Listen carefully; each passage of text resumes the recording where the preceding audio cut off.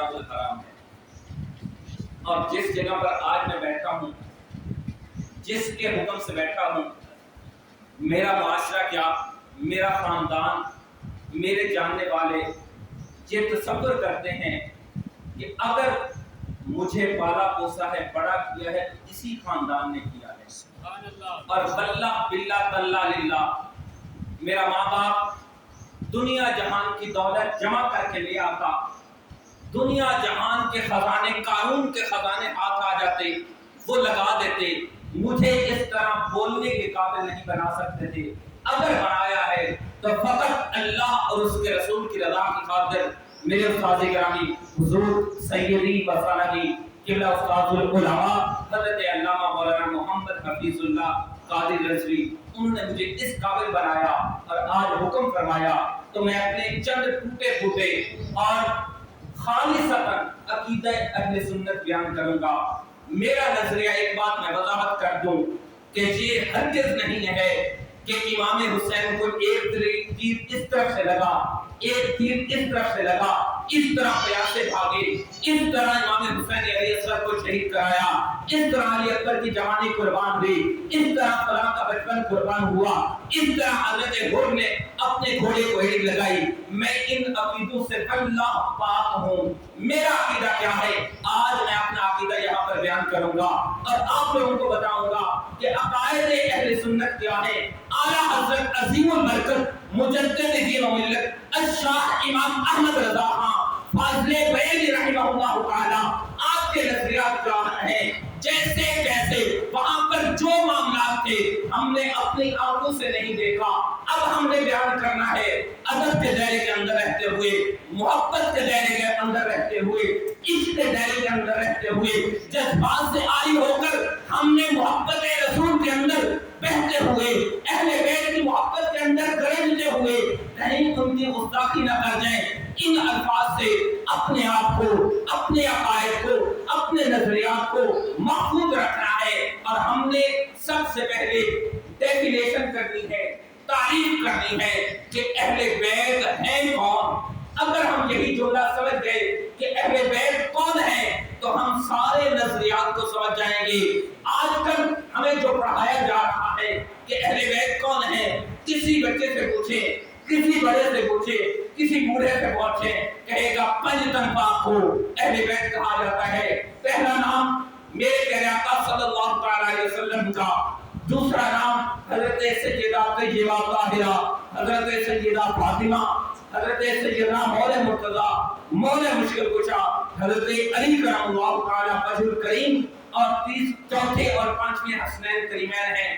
ان پانچوں کو ہمیں کہا جاتا ہے اہل بیت. متفق ہے نا؟ سبحان اللہ، سبحان اللہ. کہ یہی پانچ ہی اہل بیت ہیں. متفق ہے نا کہ یہی پانچ اہل بیت ہیں. اگر میں کہوں کہ یہ غلط عقائد ہیں، غلط نظریات ہیں، رب نے ان پانچوں کو اہل بیت نہیں کہا تھا. رب نے قرآن مجید فرقان حمید کے 22ویں پارے کے اندر جہاں پر فرمایا انما یرید اللہ لیذھب عنکم الرجس اہل البیت ویطہرکم تطہیرا. رب نے فرمایا کہ میں نے اہل بیت کو پاک کر دیا ہے جس طرح پاک کرنے کا حق ہے. ہمیں ہمیشہ یہی پڑھایا جاتا ہے کہ رب نے اہل بیت کو پاک کر دیا ہے جس طرح پاک کرنے کا حق ہے. اور کہا جاتا ہے کہ اہل بیت 5 شخصیات ہیں. اسی طرح اگر یہ قرآن مجید کی آیت کا اگلا حصہ ہے، اگر ہم پچھلا حصہ چھوڑ دیں تو ہم اس آیت کے حصے کو سمجھنے کی کوشش کریں، کبھی بھی نہیں سمجھ سکیں گے. آئیے ایک مثال دیتا ہوں. قرآن مجید میں اللہ تعالیٰ نے فرمایا یا ایھا الذین آمنوا لا تقربوا الصلاۃ، اے ایمان والو نماز کے قریب نہ جاؤ. اب رب نے منع کر دیا ہے، ہم دن رات نماز کیوں پڑھیں؟ صبح فجر ہوتی ہے، امام صلاۃ بلند کرتا ہے کہ آؤ فلاح کی جانب، کامیابی کی جانب، اللہ کے دربار میں حاضر ہو جاؤ. اللہ تمہیں توفیق عطا دے گا، اللہ تمہیں زندگی دے گا، اللہ تمہیں مال و دولت اولاد عطا کرے گا. پھر ساری زندگی قرآن کے حکم کو مانے. قرآن نے کہا ہے یا ایھا الذین آمنوا لا تقربوا الصلاۃ، اے ایمان والو نماز کے قریب نہ جاؤ. اگر اسی آدھی آیت پر، اسی کسی پہلے حصے پر اکتفا کریں، رک جائیں، تو رب کا قرآن کہہ رہا ہے کہ نماز کے قریب نہیں جانا. ہم کیوں جمع ہوئے؟ یہاں آنے کا مقصد کیا ہے؟ کیا ہم نے وہی ایک حصے کو سمجھنا ہے یا اگلے حصے کو بھی پڑھنا ہے؟ رب کہتا ہے ہرگز اتنی جلدی چھوٹ ملنے والی نہیں. رب نے فرمایا وَأَنْتُمْ سُکَارَىٰ، جب تم نشے کی حالت میں ہو تب نماز کے قریب نہ جاؤ. رب نے کہا کہ اے ایمان والو نماز کے قریب نہ جاؤ. کب؟ جب تم نشے کی حالت میں ہو. اگر ہم وَأَنْتُمْ سُکَارَىٰ کو نہ پڑھیں، پچھلے حصے کو پکڑ لیں، تو کیا ہم کامیاب ہو جائیں گے؟ ہرگز نہیں. اسی طرح انما یرید اللہ لیذھب عنکم الرجس واہل البیت. اگر اسی آیت کو ساری زندگی رٹا لگاتے رہیں، سمجھنے کی کوشش کرتے رہیں، پڑھتے رہیں، تو کبھی بھی ہم ان 5 ہستیوں سے باہر نہیں نکل سکیں گے.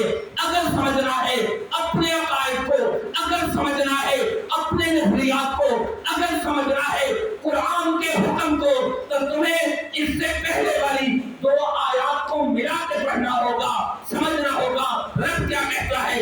یا نساء النبی لستن کاحد من النساء.